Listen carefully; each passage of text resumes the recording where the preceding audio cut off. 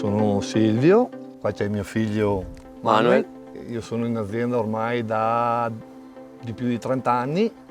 Io quello che mi ha trasmesso mio papà ho cercato, adesso cerco di trasmetterlo a lui, insomma. Il mio progetto principale è terminare la scuola che ho iniziato e poi quando arrivo al quinto anno deciderò se andare avanti con l'università oppure rimanere in azienda ad aiutare mio papà e magari migliorare. Mi ricordo quando magari mio papà stava potando le vigne, andavo a trovarlo a vedere che lavorava insieme a mia mamma. Sì, perché lui spesso quando viene a casa da scuola, un'oretta viene a fare il suo giro, arriva in bicicletta e tanto vede dove sono arrivato, perché ora mi controlla il lavoro, se vede che se giorno per giorno faccio lo stesso lavoro, perché sennò Lo controllo se fa bene. È come fosse lui il padrone. Sì, uso Instagram, Twitter, quelle cose lì.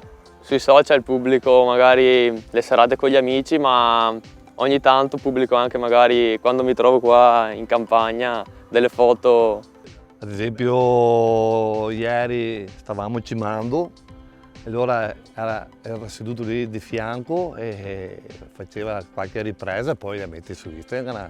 Mi sembra di vedere quando eravamo io e mio papà. Allora mio papà con le idee gli anni 50, diciamo. Sono arrivato io con le idee nuove, roba, e c'era sempre da dire qualcosa perché io volevo fare innovazione e invece il papà cercava sempre di tenere un po' indietro.